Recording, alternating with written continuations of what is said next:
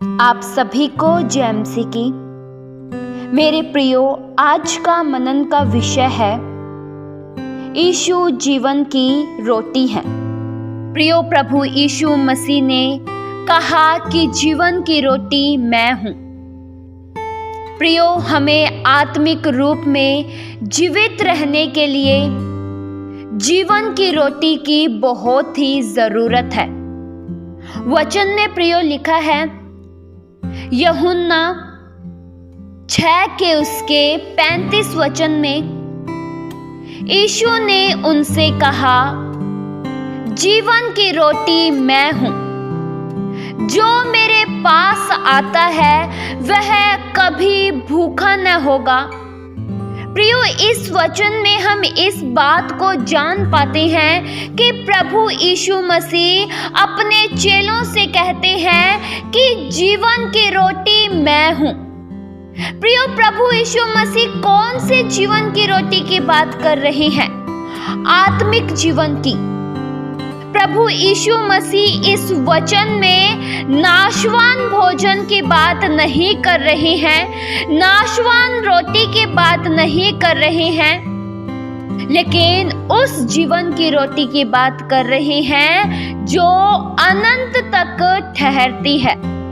प्रियो, जो लोग प्रभु यीशु मसीह के पास आते हैं वे लोग फिर कभी भूखे नहीं होते हैं।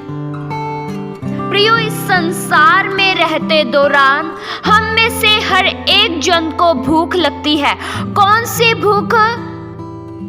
शारीरिक भूख।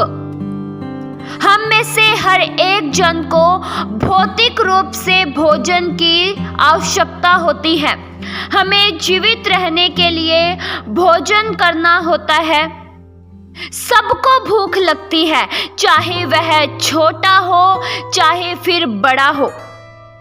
हर कोई अपनी भूख को मिटाने के लिए कुछ ना कुछ खाता है। इस संसार में रहते दौरान हम कभी भी पूरी तरह से रजते नहीं हैं। अगर हमने आज प्रियो खाना खाया है तो हमें कुछ समय के बाद फिर भूख लगती है। हम शारीरिक भोजन के लिए परिश्रम करते हैं, नाशवान भोजन के लिए परिश्रम करते हैं। प्रियो, भूख केवल शारीरिक रूप में ही नहीं लेकिन आत्मिक रूप में भी होती है। हमारे भीतर आत्मिक भूख भी होनी चाहिए। जब शारीरिक रूप से भूख लगती है तब तो हम भोजन खा लेते हैं, कुछ न कुछ खाकर अपने भूख को मिटा लेते हैं। पर प्रियो, क्या कभी आपने आत्मिक भूख की तलाश की? क्या कभी आपको आत्मिक रूप में भूख लगी? अगर आप मसीही रूप में जिंदा हैं तो आपको आत्मिक रूप में भी भूख जरूर लगेगी।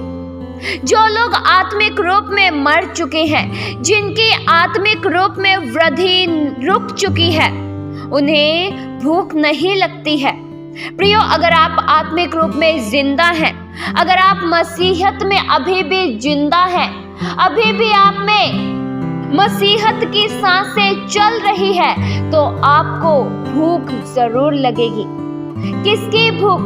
वचनों की भूख, प्रभु यीशु मसीह की भूख। प्रियो, मरे हुए व्यक्ति को भोजन की जरूरत नहीं होती है।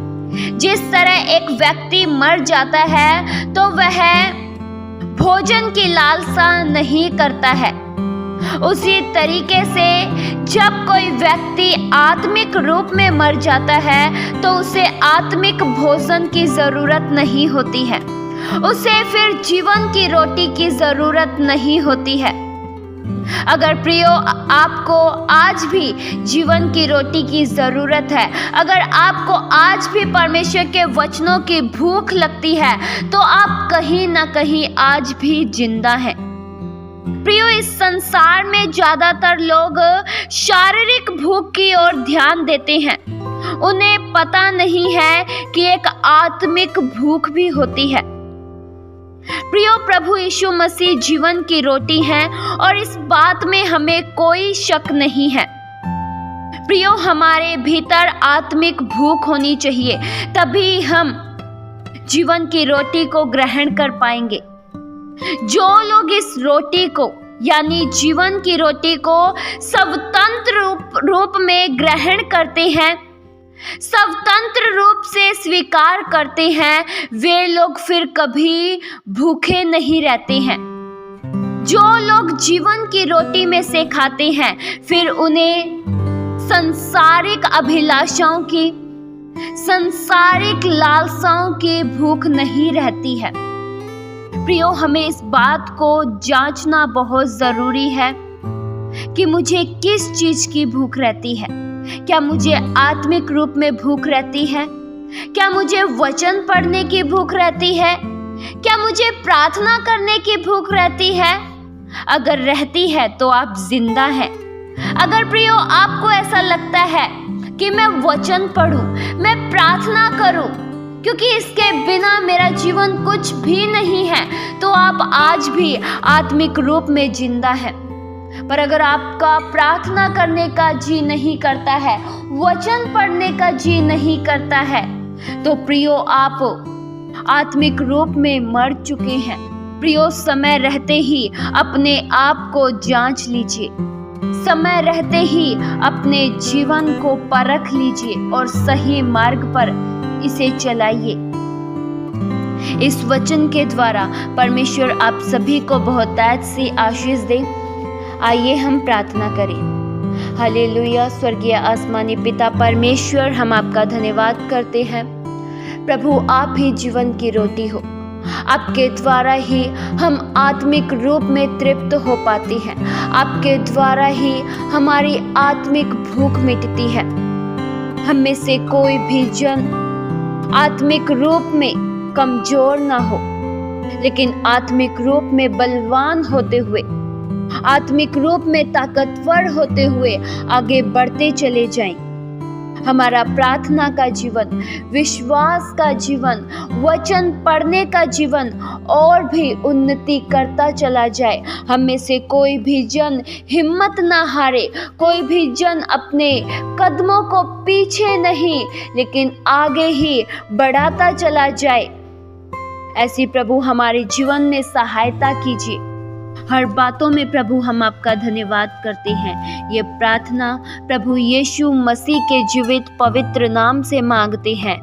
सुनो और कबूल करो पिता। आमीन।